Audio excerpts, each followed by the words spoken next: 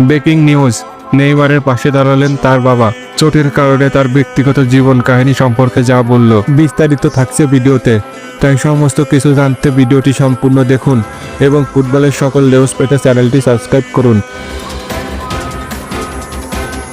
17 তারিখ 2025 টিএনটি স্পোর্টসের সূত্রে জানা গিয়েছে, নেইমার সান্তোসের থাকা না থাকা নিয়ে জল্পনা কল্পনা চলছে অনেকদিন ধরে। এই প্রসঙ্গে এবার মুখ খুললেন তার বাবা। নেইমারের বাবা ফরাসি সংবাদ মাধ্যমের দেয়া সাক্ষাৎকারে জানান, হ্যাঁ, 2026 বিশ্বকাপের আগে সান্তোস সারা ঝুঁকিপূর্ণ হতে পারে। সবকিছু ভালোভাবে বিশ্লেষণ করে সিদ্ধান্ত নিতে হবে, তবে নেইমারের সান্তোসে থাকার সম্ভাবনা খুবই বেশি। আমি চেষ্টা করছি ওকে এখানে রাখার, তবে তার মানে এই নয় যে অন্য ক্লাবের প্রস্তাব শুনছি না। তিনি আরও জানান, অনেকেই ভাবছে নেইমার শেষ হয়ে গেছে, কিন্তু আমি দেখেছি এখনও অনেক ক্লাব তার প্রতি আগ্রহী। এই সপ্তাহে আমরা মায়ামিতে কিছু ক্লাবের সঙ্গে আলোচনা করতে যাচ্ছি।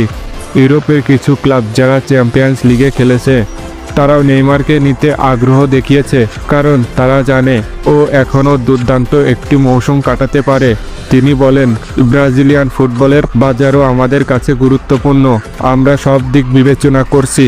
সাক্ষাৎকারে নেইমারের বাবা তার ছেলের পার্টিবয় ইমেজ নিয়েও মন্তব্য করে, চোটগুলোর জন্য নেইমার দায়ী নয়। ও মেয়েদের সঙ্গে দেখা করতে গিয়েছিল বলে ও চোট পেয়েছে, এমন ভাবা একেবারেই ভুল। আমার সবাইকে বোঝাতে হবে, প্রতিদিন রাতে যেন উৎসব চলছে এমন নয়। মাঠে ও একজন পেশাদার খেলোয়াড়, মাঠের বাইরে ওর নিজস্ব জীবন আছে। ও ছুটি বা বিশ্রামে থাকলে বের হয়, সেটা স্বাভাবিক। তিনি আরও যোগ করেন, আপনি কি ভাবছেন ওর পিছনের লিগামেন্ট ছিঁড়েছে কারণ সে পোকার খেলেছে? টিএনটি স্পোর্টসের রিপোর্ট অনুযায়ী এটাই ছিল নেইমারকে নিয়ে সর্বশেষ আপডেট। আর একটি কথা, কিছু ব্যস্ততার কারণে নিয়মিত ভিডিও আপলোড দিতে পারছি না, তার জন্য আন্তরিকভাবে দুঃখিত।